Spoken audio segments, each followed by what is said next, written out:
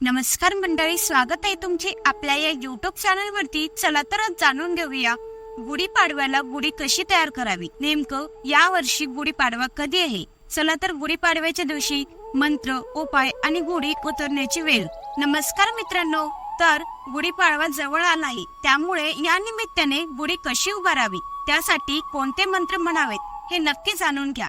गुढी उभारण्याची योग्य पद्धत आणि मंत्र उपाय। हिंदू धर्मशास्त्राप्रमाणे गुढी उभारणे हे केवळ परंपरेचे प्रतीक नसून ते विजय आणि समृद्धीचे लक्षण मानले आहे।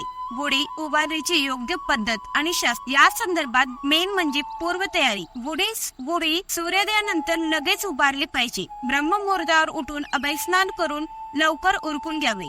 घराच्या प्रवेशद्वारापाशी किंवा खिडकीत जिथे बाहेरून सर्वांना दिसेल अशा उंच जागी गुढी उभारावी। ती जागा स्वच्छ करून तिथे रांगोळी काढावी। घराच्या प्रवेशद्वारापाशी किंवा खिडकीत जिथे बाहेरून सर्वांना दिसेल अशा उंच जागी गुढी उभारावी। ती जागा स्वच्छ करून तिथे रांगोळी काढावी। गुढी कशी तयार करावी, तर त्यासाठी साहित्य लागणारे साहित्य: काठी, एक मध्यम उंचीची बांबू काठी स्वच्छ धुवून घ्या। वस्त्र: काठीच्या वरच्या टोकाला नेहमी नवीन रेशमी वस्त्र, शक्यतो पिवळे किंवा लाल किंवा जरीची काठ असलेली साडी, खण अशी बांधा। गाठी आणि कडुलिंब: त्या वस्त्रासोबत साखरेची गाठी, कडुलिंबाची डहाळी आणि आंब्याची पाने एकत्र करून बांधा। फुलांचा हार: झेंडूच्या फुलाचा हार गुढीला अर्पण करा। तांब्या: सर्वात शेवटी काठीच्या टोकावर तांब्याच्या किंवा चांदीचा तांब्या कलश उलटा ठेवा। या तांब्याच्या कुंकवाचे 5 बोटे स्वास्तिकचे काढावे।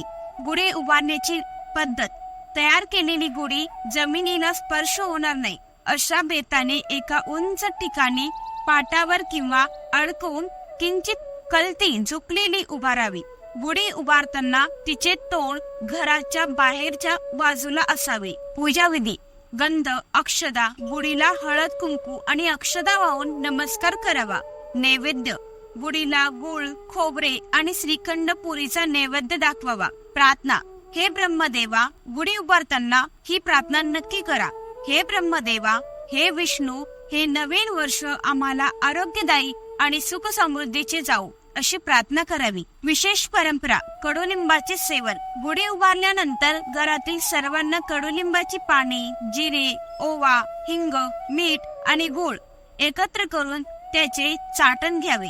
हे आरोग्यासाठी उत्तम आहे आणि जीवनातील सुख दुःखाचा समतोल राखण्याचे प्रतीक आहे। गुढी उतरण्याची वेळ: सूर्यास्ताच्या वेळी पुन्हा गुढीला हळद कुंकू वाहून आणि प्रार्थना करून नैवेद्य दाखवून ती सन्मानाने खाली उतरावी।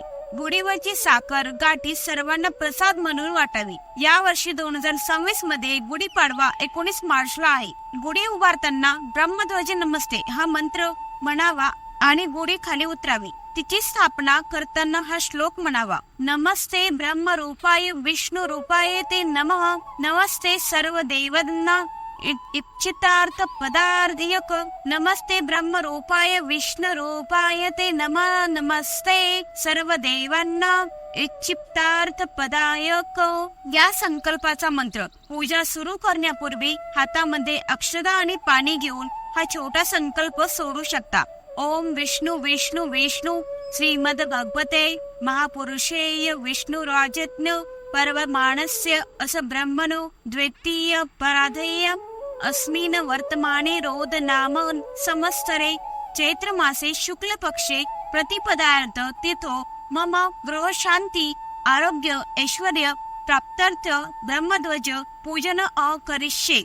कडुलिंबाचा प्रसाद घेताना श्लोक: गुढीपाडव्याला कडुलिंबाची पाने खाणे आरोग्यदायी मानले जाते। तो प्रसाद ग्रहण करताना हा मंत्र म्हटला आहे: शतायुर्वज्जगतेया सर्वारिष्टाय विनाशाय निंबपत्र ब्रह्मश।